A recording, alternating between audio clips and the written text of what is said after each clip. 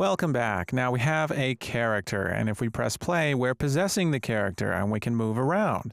But we can't see the character, and if we detach and look around behind us, well, then we can see the character, but that's not enough for us. We want to see the character while we're moving around. So in this lecture, we're going to add a camera and a SpringArm component.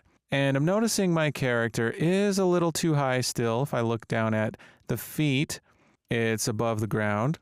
So I'm going to open up the blueprint and move the character down a little bit more. And this is just one of those things that may require some tweaking as you're moving things around. And of course, the animations can affect the distance from the ground as well. So you got to get it right and move things until it looks okay. And that looks great right there. So we need a camera and a SpringArm, which means we're going to hop back into Visual Studio. And I'm noticing right away that I have two protected sections, and you probably noticed that. And some of you may have run over to the Q&A section and said, Steven, what's going on? You have two protected sections. What is happening? So yes, I don't need two protected sections. I just need the one. So I went ahead and removed that. Now we do want a private section, however, and I'm going to put the private section at the bottom here. And the private section is going to hold our private variables and functions if we make any. Now I do want a camera component and I want a SpringArm, and we did all of that in the bird class. If we hop over to bird.h, we'll see that not only are we forward declaring uSpringArm component and uCamera component, but down in the private section, we have the camera boom and view camera. We can do the exact same thing in our character. So we do need to forward declare these types. So I'm going to copy the two lines where I'm forward declaring both the SpringArm component and the camera component and hop back into /character and paste them up here just above my class declaration. So those types can be used here. And my bird.h file also is going to be the source for my inspiration for these variables. I'm going to steal these lines of code from myself and come back to /character and go down to the private section and paste them right in. And now I have my camera boom and my view camera variables. Now I do need to construct these in the constructor for /character. So that's what we need to do in /character.cpp. And now that we're actually going to use these variables, we need to include the header files for the camera component and for the SpringArm component. And once again, I know that those includes exist in bird.cpp. So I'm going to go ahead and steal them from here. So I'm going to take my include SpringArm component and camera component lines, copy those, and paste them right here in /character.cpp.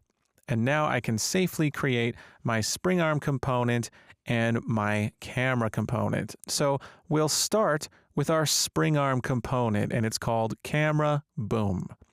Let's go ahead and construct a SpringArm component. So we're going to say camera boom equals create default subobject using uSpringArm component as the type, and for the text, we'll just call this camera boom. So we'll say camera boom. Now our SpringArm component should be attached to our root component.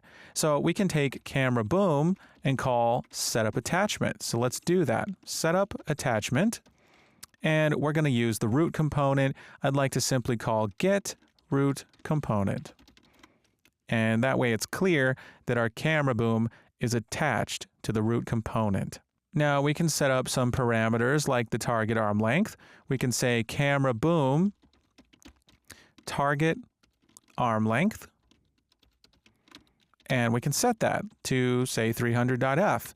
And of course, this is exposed in the blueprint as we copied the code, including the U property that makes this visible anywhere. So it will be visible, and in the details panel, we can change the target arm length. So now that we have a camera boom and it's attached to the root component, we can go about creating the camera component. And we called our camera component variable view camera.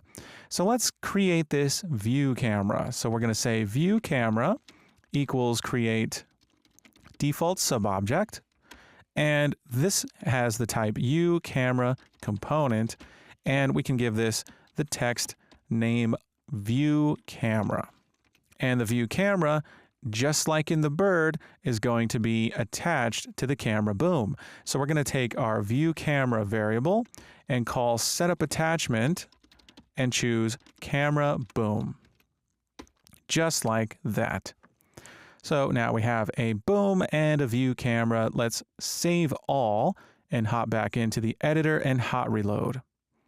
So once that's done, we can close that window and look in our BP/character, and we can see the camera, and we can select camera boom and see the red line.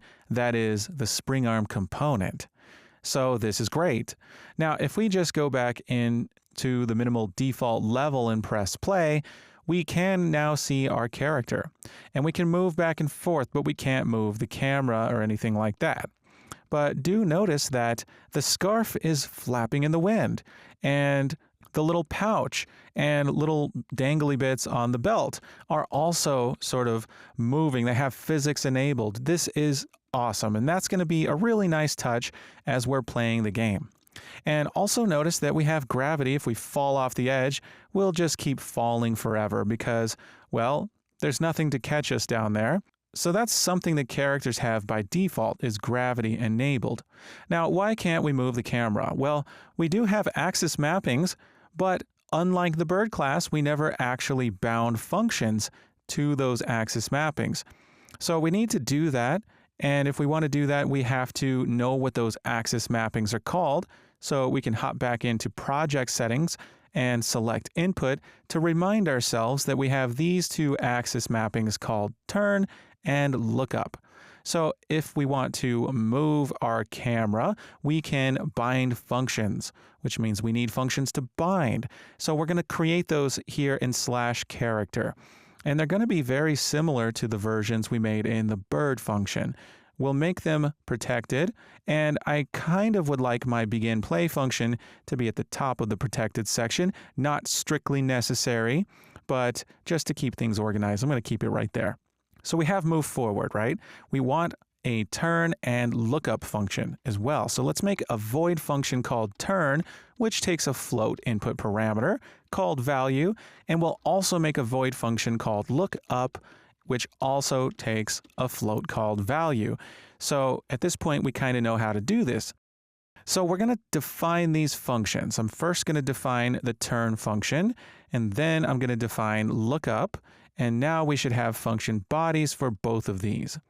And we can go ahead and bind these functions to those axis mappings here in setup player input component. So all we need to do is take player input component, call bind axis, passing in the f name of the axis mapping. So the first one we'll do is turn, user object will be this, and the function will be the turn function, and we'll pass the address of the turn function straight into that, just like so. And we'll also do the same thing for lookup.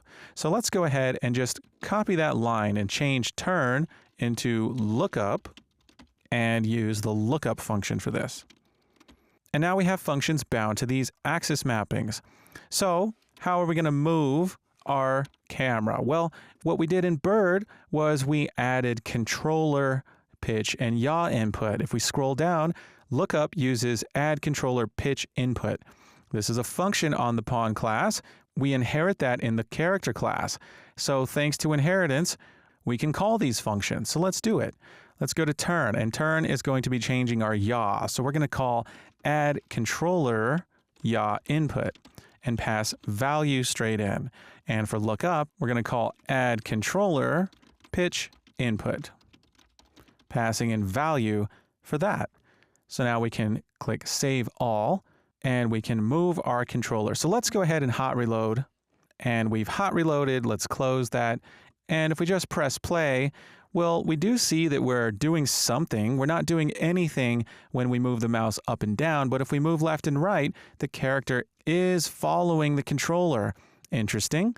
So that tells us that we have some default behavior here already implemented. So we can click BP/character self and search for use controller, and we see the use controller rotation, pitch, yaw, and roll variables.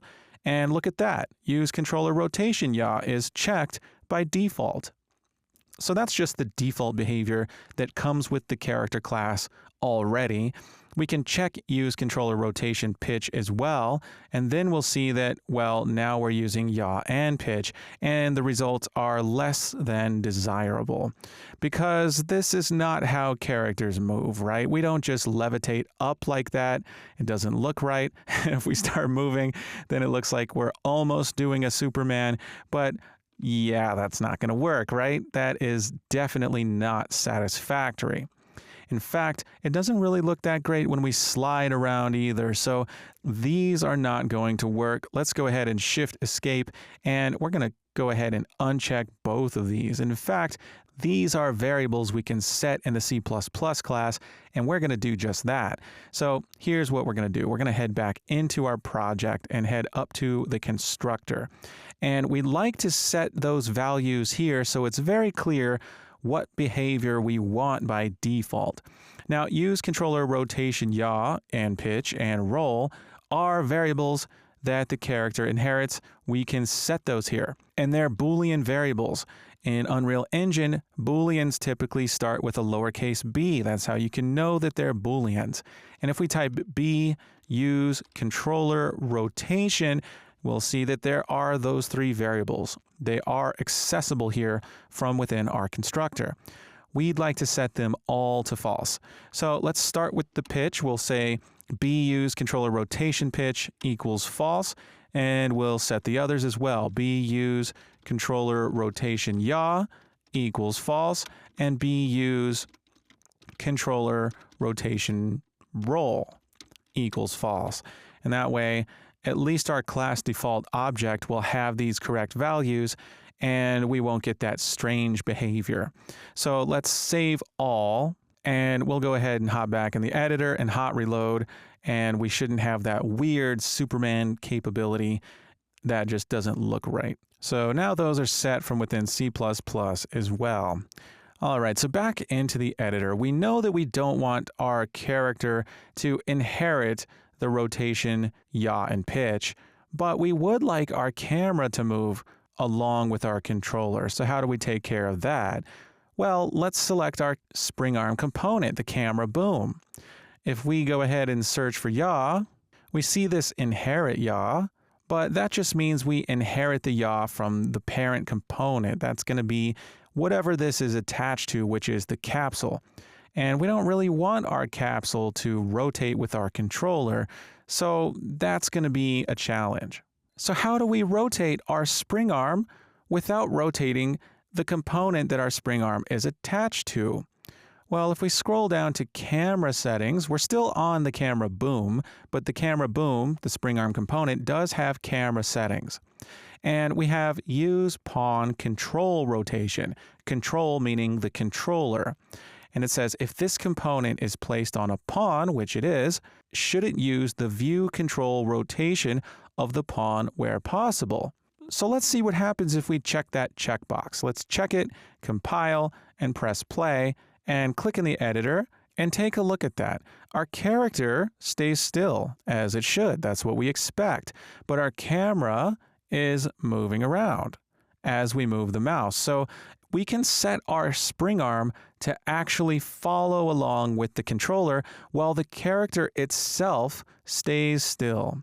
And that's the behavior we want. Now, there is a funny side effect of this. If we press the W key, we move forward. And if we press the back key, the S key, we move back. Now, that may not be what we want. What if we want to move in the direction we're looking? We're looking back there at that wall, but if we press forward, the character moves in the opposite direction. Now, that is because we're using the actor forward vector. Let's remind ourselves. Let's go back to /character.cpp and take a look at move forward. Look at that. Forward is from getActorForward vector. And remember, this gives us the forward vector of our root component. That's the capsule. Well, we want to move in the direction that we're looking at. That's the direction of the controller's rotation. So that's going to be something that we want to take care of. And we'll take care of that very soon. But first, I'd sort of like to be able to move sideways, because we know we can move forward and backward, but what if we hit the A and D keys? Typically, movement can be done with WASD, right? And A moves us to the left and D moves us to the right. We'd like to set that up as well. So let's set that up. Let's go to our project settings and go to Input and add another axis mapping. Now we have move forward mapped to W and S. And by the way, if you want to be able to move with the arrow keys, you know you can add more keys to this. If you click plus and click on the keyboard icon and hit the up key, well, now it says up is mapped to move forward as well. And if we click plus, click the keyboard key and hit the down key, now down works, but remember, S needs the scale to be -1, and likewise down needs the scale to be -1 as well. Now if I hit play and I use the arrow keys instead of W and S, well, now we're moving. So that would be how to get more keys to do the same thing. But we want another axis mapping. We have move forward. Let's make one for moving left and right. Now I'm going to call this move right. We could call it move left and right, or move right and left, or any number of things, but I'm going to call it move right, and we'll just understand that moving left is the same as moving right, only the scale will be -1, right? So we'll add some keys to this. I'm going to click the keyboard icon and hit the D key. I'm going to click plus and hit the keyboard icon and hit the A key, changing the scale to -1, just like we did for the S key and the down keys. And while we're at it, since we're using the arrow keys as well, let's click plus, click the keyboard and hit the up key, click plus, click the keyboard and hit the down key. And as you guessed, we're going to set the scale to -1 for the down key. All right, so that's great. We now have move right, but we need to actually move to the right. So that means we need a move right function to bind to this. So we're going to hop back into Visual Studio and make a move right function. So we'll go to /character and just under move forward, let's make a void function called move right, which will take a float called value, and we can go ahead and define our move right function. And here it is. And we can basically copy the code in move forward and paste it right here in move right. Only the difference is we don't want to move forward, right? We want to move to the right. So we can call this local vector right, and instead of get actor forward vector, well, there's the function get actor right vector.